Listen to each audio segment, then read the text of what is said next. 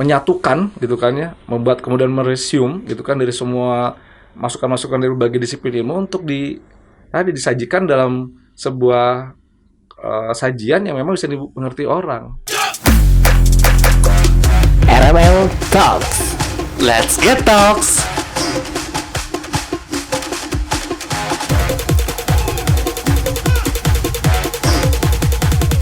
Tasin, tanya sana sini. Oke, assalamualaikum warahmatullahi wabarakatuh, Sobat Tasin dimanapun Anda berada. Kembali lagi dengan saya Denny Irawan dalam program Tasin, tanya sana sini. Pada episode spesial hari ini kita kedatangan narasumber yang sangat penting juga. Kita hadirkan dari internal RML kembali untuk beberapa episode kita kali ini. Saat ini telah hadir di tengah-tengah kita salah satu kepala divisi di Real Media Lab ya. Beliau sebagai kepala divisi perencanaan kayak gitu. Dan juga perlu diketahui beliau salah satu dari alumni perencanaan wilayah dan kota Universitas Pakuan ya, salah satu bagian dari keluarga alumni Universitas Pakuan seperti itu. Ini dia, perkenalkan Pak Fajar Eris Moko. Selamat sore, malam. Selamat sore, selamat malam. Selamat malam lah ya. Malam ya. Apa kabar Pak Fajar? Baik Mas Denny. Terima kasih Mas Denny atas undangannya nih Mas Denny. Iya, tim terima kasih juga dari tim kepada Pak Fajar yang sudah menyempatkan hadir ya untuk episode sama-sama. kita hari ini. Seperti itu Pak Fajar. Iya. Perlu teman-teman ketahui, Pak Fajar juga saat ini sedang meneruskan studinya ya Pak Fajar ya. Ya. Kayak gitu, meneruskan betul. studi. Tapi perjuangannya masih inilah. Perjuangannya masih terus berlanjut nih, lanjut di S2 perencanaan wilayah ya Pak Fajar ya. Perencanaan kota. Ya, perencanaan kota di Universitas Pakuan juga seperti itu teman-teman. Pada episode kali ini kita akan membahas terkait dengan perencanaan nih Pak Fajar. Ya. Kita coba ngobrol-ngobrol santai di episode Tasin kali ini ya, tanya sana sini bersama Pak Fajar terkait dengan perencanaan. Kalau kita berbicara perencanaan mungkin terlalu luas ya Pak Fajar, seperti itu ya. Mungkin kita lebih kerucutkan kembali di perencanaan wilayah dan kota seperti itu. Tapi saya pengen tahu terlebih dahulu terkait dengan definisi perencanaan nih dari seorang Pak Fajar. Kira-kira seperti apa? Ya, itu dia ya. Kalau bicara Mas Denny tadi sampaikan, betul. Kalau perencanaan itu sebenarnya kalau kita bicara sangat luas lah ya. Kalau kita bilang yang namanya sangat luas dan juga bisa rentang waktunya sebagai sangat panjang gitu. Kalau misalnya waktu kecil, dari kecil sebelum kita udah diajarin namanya merencanakan sebenarnya gitu kan gitu. Udah diajarin itu. Kita mau makan jam berapa gitu kan, mandi jam berapa kan gitu, seperti itu sebenarnya inti itu. Nah, jadi kalau bicara tentang rencana atau planning mungkin gitu kan ya, dalam konteks tata ruang ya atau wilayah dan kota, artinya kita bagaimana merencanakan sebuah wilayah ya, sebuah ruang gitu kan yang di dalamnya banyak orang tinggal di dalamnya gitu, istilahnya gitu sih intinya. Gitu. Pas kalau kacamata saya sih lihat ya prinsip simpelnya itu sih gitu ya.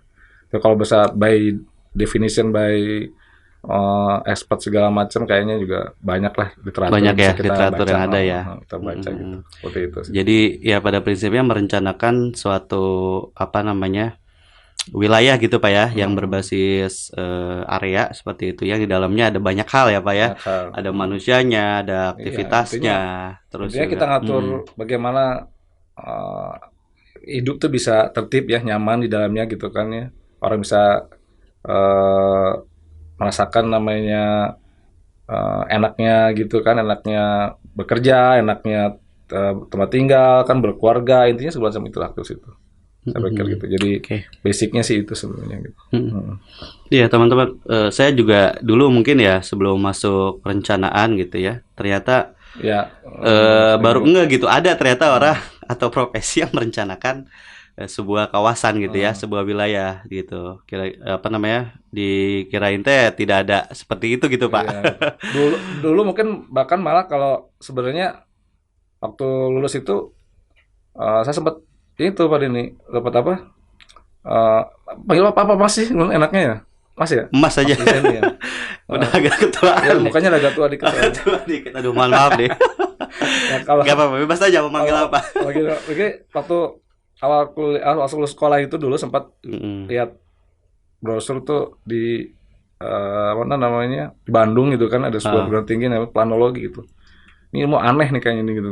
Nggak, Pas waktu emang zaman dulu kan waktu lulus tuh cari-cari yang aneh-aneh Pak Din. Itu Mas Dini. Oh gitu. Oh. Ya, Pas lulus SMA. lulus SMA teknik nuklir lah atau apalah gitu kan. Oh gitu. Bahasa sastra Jerman lah segala macam. Iya, iya. Pada dasarnya cuma untuk kurios aja gitu kan. Kayak kurios kayak nggak ada passion. Tapi pas lihat planner kayaknya aneh. Apa namanya aneh nih pengen masuk juga gitu. Pengen ikut juga tahu juga. Oke. Nah akhirnya disitulah mungkin mulai tahu. Iya, iya. Sempat dari satu perguruan tinggi di Bandung, tapi akhirnya kemudian satu dan lain akhirnya pindah ke Bogor gitu. Oke. Kayak gitu. Ya, dulu berarti literatur namanya sama planologi gitu ya. Betul, namanya planologi gitu Heeh. namanya ilmunya. Iya, jadi ada Ilmu banyak perencanaan ya. iya kan, plan ya kan dari plan Plan. dan logos ya. Nah, itu pas awal juga mungkin banyak orang mendefinisikan planologi ini apakah ilmu merencanakan tanaman gitu kan, plan atau Iya. planet gitu. Planet. Banyak tuh Pak, apa saya juga sempat ditanya gitu sama teman atau sama saudara, itu apa planologi gitu. Rada-rada nggak familiar seperti itu Pak. Betul. Gitu kalau terkait dengan oh ini di jurusan tata kota lah gitu Atau dah. bisa ada yang Kayak ngomong juga gitu. masalah ilmu merencanakan itu kali pesawat kan, plan, Iya. planologi. Banyak makanya plan ke situ tuh banyak tuh Nah, itulah mungkin yang terkait hal itu gitu ya. Tapi Jadi basicnya ternyata ilmu yang iya, dalam perencanaan tadi. perencanaan ya, perencanaan. Dan kebetulan memang cukup luas ya Pak ya perencanaannya tadi gitu, merencanakan banyak hal lah seperti itu. Lalu ini Pak, jadi apa saya pengen tanya terlebih dahulu nih. Sekarang kan berarti Bapak di dunia konsultan ya, Pak Fajar ya. Ya, boleh dibilang gitulah ya, Seperti kita itu ya. perusahaan atau bidang usahanya di konsultan. Konsultan. Itu perjalanan nih mungkin pengen sharing ke teman-teman juga. Hmm. Sudah berapa lama nih Pak Fajar bergerak di dunia konsultan atau sebelumnya pernah di Apa ya? bidang lain gitu. Ini kita coba pengen sharing aja. Konsultan ya. Ini ada istilah juga sebelumnya ada istilahnya kalau dibilang apa kayak semacam bercandaan lah gitu ya. Konsultan itu dibilang katanya kon-konane wong kesulitan gitu. Oh, apa itu? Bahasa Jawa itu. Yang tahu bahasa Jawa coba. Yang tahu bahasa Jawa silakan Di coba. tempat katanya tempat orang-orang kesulitan gitu Oh, kan. gitu. Jadi tempat apa jadi objek penderitanya orang kesulitan lah gitu kata konsultan. Kalau Itu setup, ya. istilah gitu panjangan. Tapi sebenarnya kan kalau lihat dari basic bahasanya kan itu di dalamnya kan ada kalimat consult ya gitu kan Yeah, ya. Orang consult. berkonsultasi kan sebenarnya gitu. Konsultasi jadi tempat atau orang atau tempat yang memang di situ ada media konsultasi gitu. Nah, kalau bilang sebenarnya berapa lama mulai bekerjanya gitu ya, masuk ke dunianya sebelum lulus juga sudah mulai berkenalan gitu. Oke. Sebelum lulus sudah mulai berkenalan, sudah mulai ikut-ikut bekerja lah gitu.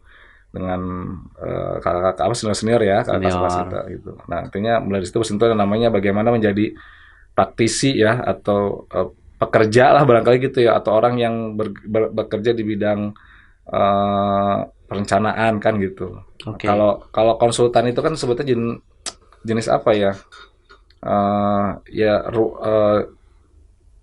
Bukan bidang pekerjaan ya, mungkin disebutnya jadi semacam keahlian ya gitu ya, atau keahlian atau apa ya gitu. Bisa sih, iya. Bisa keahlian atau apa, jadi tepat artinya sifat. Sebenarnya konsultan itu kan banyak ya jadi gitu karena di konsultasi ini bisa macam-macam.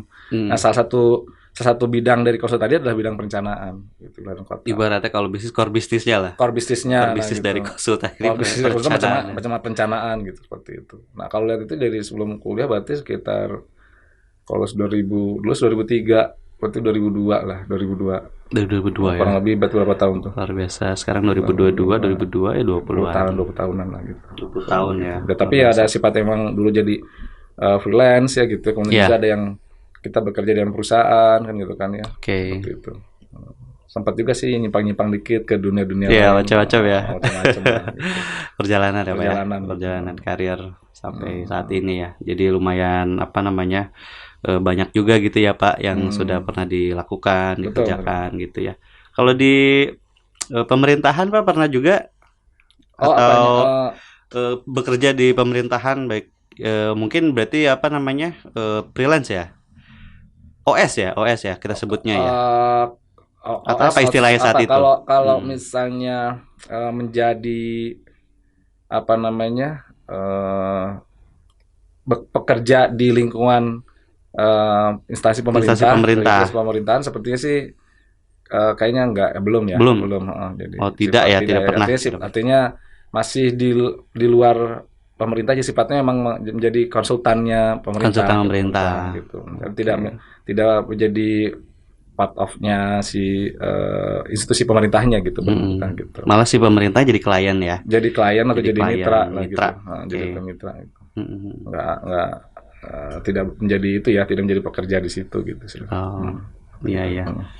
Terus ini juga Pak Fajar apa namanya untuk profesi PWK ini kan lumayan banyak ya macamnya gitu. Tadi ada yang di dunia konsultan, ada yang profesi PWK juga ada yang di pemerintahan juga gitu Pak ya. Betul, betul, betul. Nah ini perbedaannya apa sih Pak? Mungkin teman-teman juga pengen tahu. Saya juga sebenarnya Iya. sih masih agak ini ya, Heeh. masih belum clear gitu. Mungkin pandangan dari Pak Fajar sendiri, perbedaan dari profesi PWK yang ada di posisi pemerintahan, government, sama di consulting nih Pak, di swasta lah kita sebutnya. Nah ini dan hubungan antara keduanya seperti apa Pak gitu? Mungkin bisa berbagi Pak. Iya, Mas Dini. Mm-mm. Jadi mungkin secara prinsip sih artinya dunia pekerjaan itu kan ada yang memang dia menjadi private sector kan gitu kan, di swasta Baik. ya. Ada yang dia menjadi apa namanya government sector atau ya sektor di pemerintahan gitu kan, Iya. seperti itu prinsipnya. Prinsipnya itu gitu. Jadi semua pekerjaan itu gitu. Dan semua profesinya juga punya punya identik ya, perbedaan gitu. Nah, di PWK atau planologi sendiri, kalau misalnya di pemerintahan, tentu dia bekerja secara tupoksinya menjadi sebuah pegawai pemerintah, punya tugas untuk namanya mensukseskan, nah gitu kan ya, Ya, program-program program-program. pemerintah kan gitu. Betul. Tapi basically-nya secara apa namanya, secara prinsip ya nilai-nilai bahwa dia ada seorang planolog gitu kan ya, seorang planolog juga harusnya ikut menyertai gitu ya. Nah kemudian kalau di swasta gitu kan ya, nah dia terikat oleh apa namanya keprofesian, terikat oleh namanya keprofesionalan, nah gitu kan, seperti itu gitu. Artinya dituntut untuk memenuhi targetnya sesuai dengan nilai-nilai keprofesionalnya tadi gitu. Walaupun juga di birokrat, juga tuh di pemerintah juga dia juga tuntut untuk itu gitu kan. Tapi terkadang ada tupoksi-tupoksi tugas-tugas yang memang targetnya lebih kepada memenuhi capaian-capaian kinerja yang berdasarkan secara pemerintahan gitu, kalau saya lihat gitu. Jadi ada ruang lingkup yang ya agak berbeda ketika pada pelaksanaan. Tapi secara prinsip seharusnya apa namanya, nilai-nilai dia sebagai Nilai-nilai yang dianut lah gitu sebagai orang penolak tetap harus ikut gitu seperti itu. Jadi tinggal hanya masalah tupoksinya itu loh, tugas pokoknya gitu loh.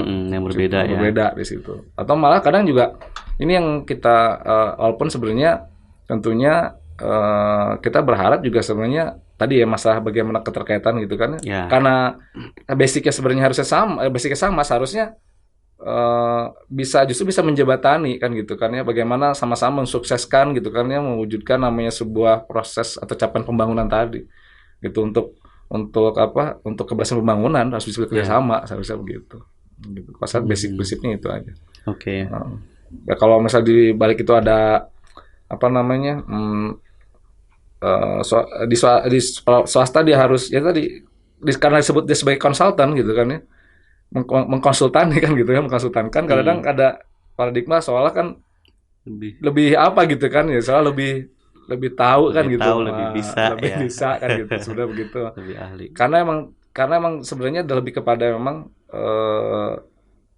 apa namanya tugasnya aja sih gitu, tugasnya.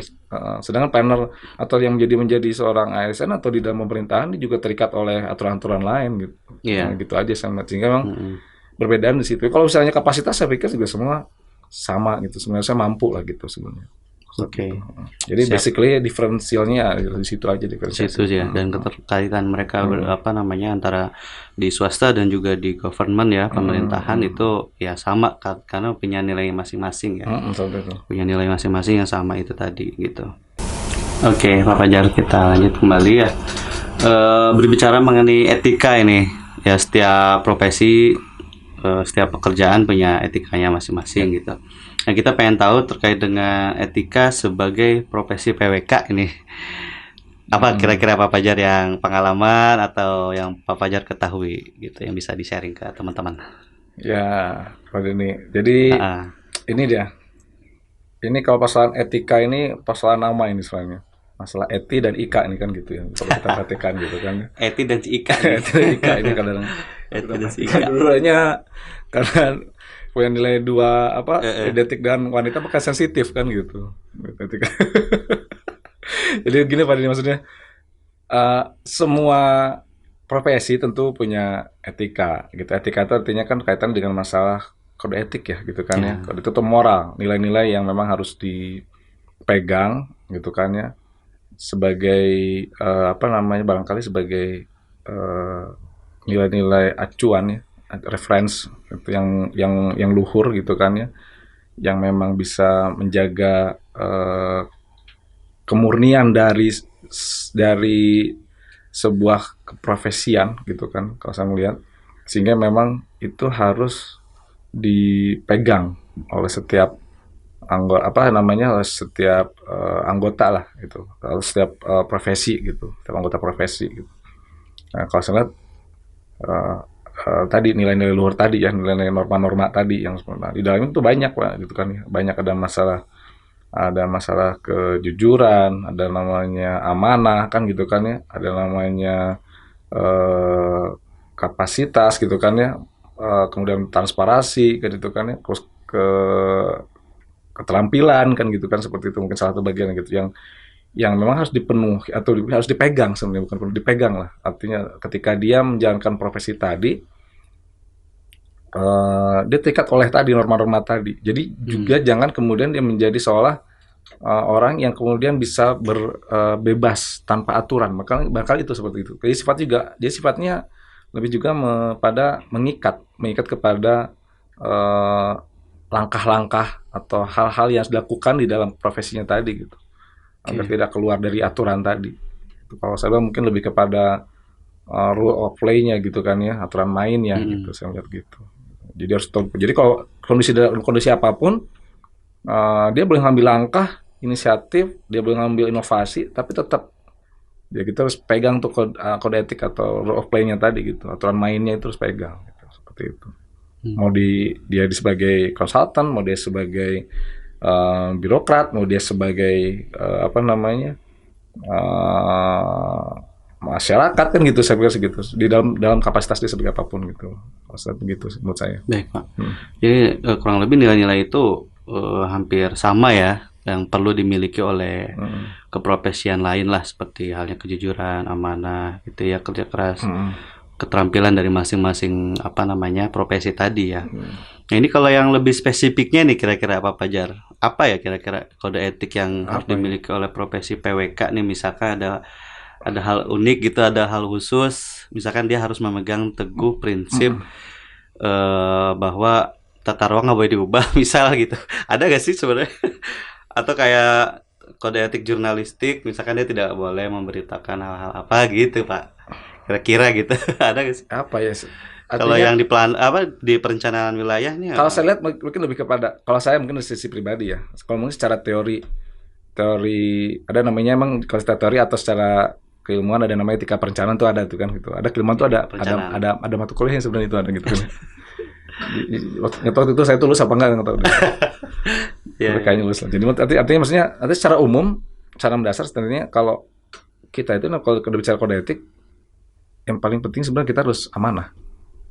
Amanah ya. Iya, amanah, bertanggung jawab lah gitu kan. Amanah, bertanggung jawab, artinya suatu saat artinya kita harus bertanggung jawab atas apa yang memang telah kita lakukan gitu. Atau kita harus melakukan sesuatu sesuai dengan apa yang memang harus dilakukan gitu kan. Rule of play-nya tadi gitu kan.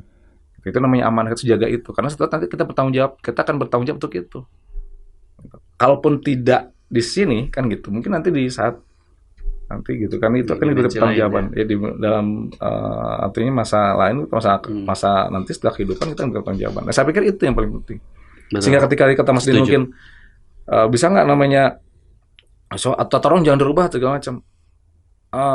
Artinya juga nggak bahasanya nggak saklek baku. seperti nggak baku seperti itu, nggak boleh dirubah gitu. Artinya ada sesuatu yang memang kadang bisa harus untuk dirubah, perlu ditinjau kembali. Makanya kan ada tata ruang itu ada namanya ditinjauan kembali itu katanya gitu kan, ditinjau, dievaluasi Berapa tahun kan gitu sekali kan. ya, 5 tahun. Monitoring segala macam, artinya bisa saja mungkin itu dirubah, tapi artinya dengan dasar gitu. Dasar atau pertimbangan, jadi yang asal dengan keamanahan yang tadi yang harus diemban gitu. Sehingga hasil outputnya mudah-mudahan juga memang bisa dipertanggungjawabkan intinya gitu. Pertanggungjawabkan gitu. Bisa dipertanggungjawabkan ya. Iya, gitu. Kalau saya itu sih. Siap. Terima kasih Pak Fajar ya atas jawabannya luar biasa sekali. Lalu untuk selanjutnya nih Pak Fajar terkait dengan keterampilan dan keahlian. Nah ini kan sebenarnya lebih spesifik sih di profesi kita.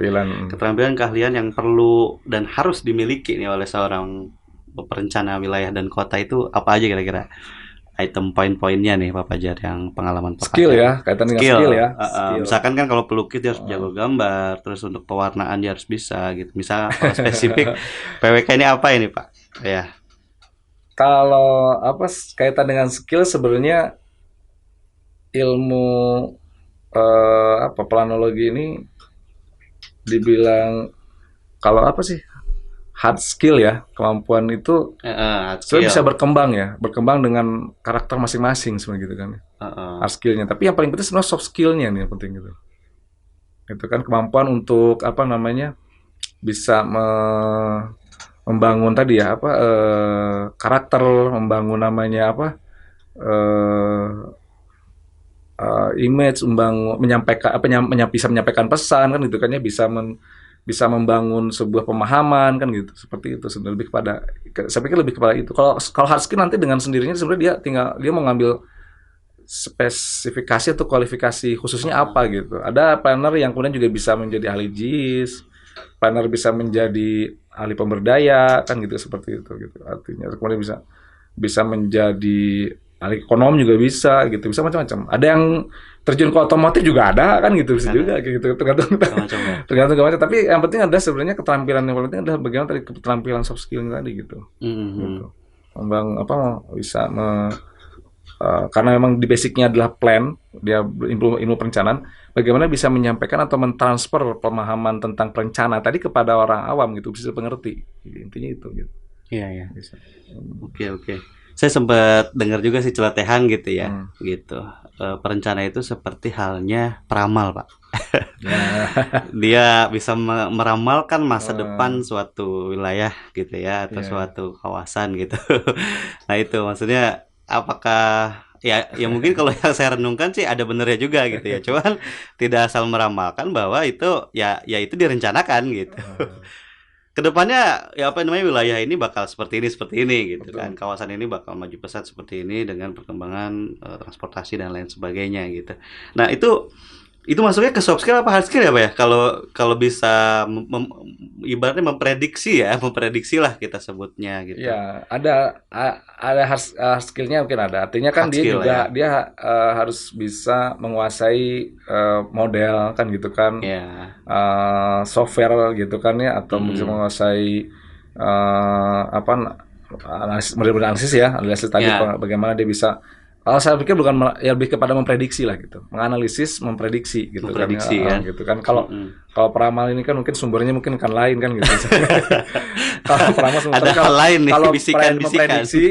Memprediksi artinya sumbernya berdasarkan inputan informasi data yang memang valid gitu, yang bisa diukur kan gitu. Kemudian juga artinya, nah itu juga artinya perlu keterampilan kan gitu untuk mengolah data kan gitu kan ya, untuk bisa menguasai software apa seperti itu. Nah kalau soft skill-nya artinya ya mungkin di situ konteksnya adalah bagaimana kemudian membuat agar informasi atau data tadi ya menjadi sesuatu yang bisa mudah dipahami oleh orang, divisualisasi, apa namanya dinarasikan kan gitu kan ya, diverbalkan seperti itu.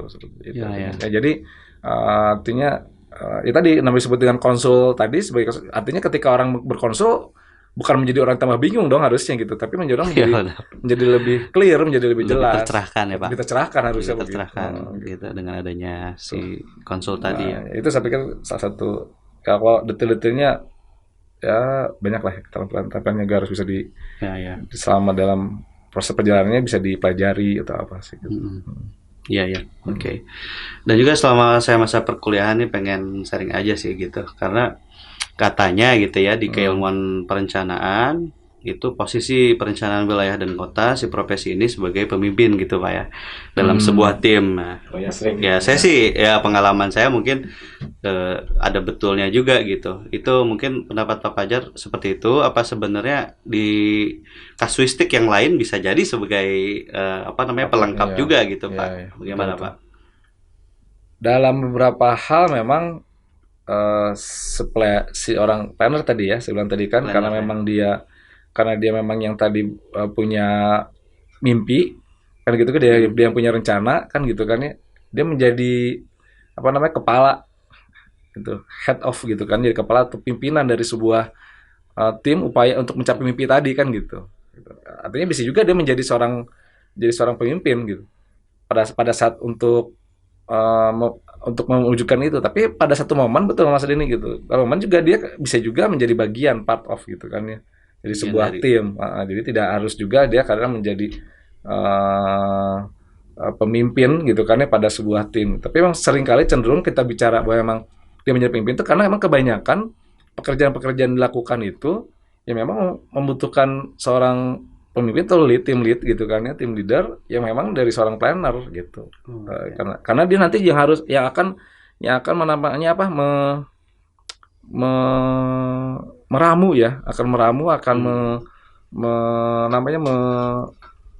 menyatukan gitu kan ya, membuat kemudian meresume gitu kan dari semua masukan-masukan dari berbagai disiplin ilmu untuk disajikan dalam sebuah sajian yang memang bisa dimengerti orang, bisa dipahami orang gitu.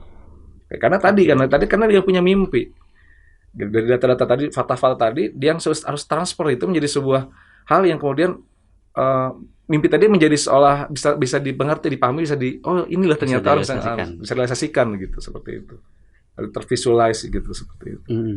Nah, itu juga salah satu mungkin berarti konteks tadi yang tanyain keterampilan apa sih? Keterampilan atau kemampuan apa yang dimiliki oleh seorang planner? Itu kan berarti harus bisa memimpin ya. Satu juga memimpin, kemudian juga bisa memvisualisasikan, bisa mudah memberikan pemahaman kepada orang gitu. Dari bahasa yang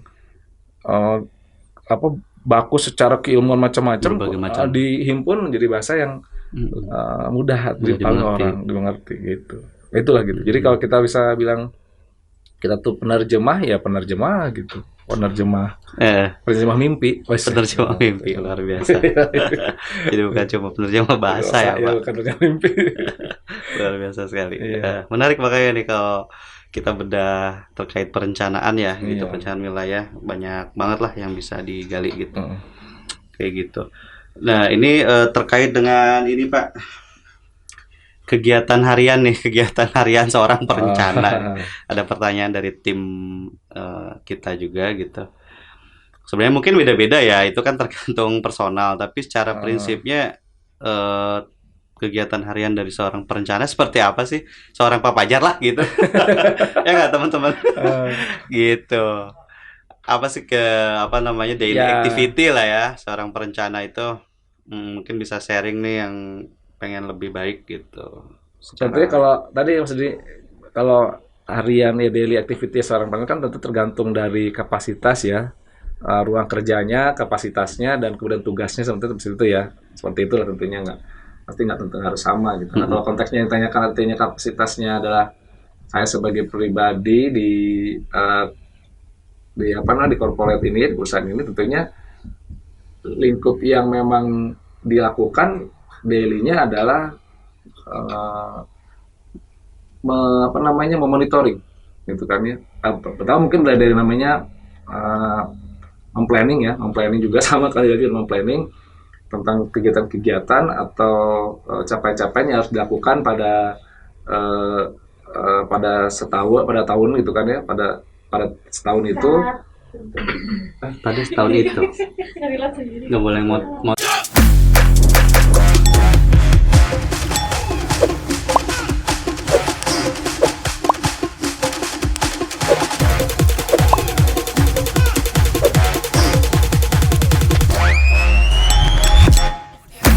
RML Talks.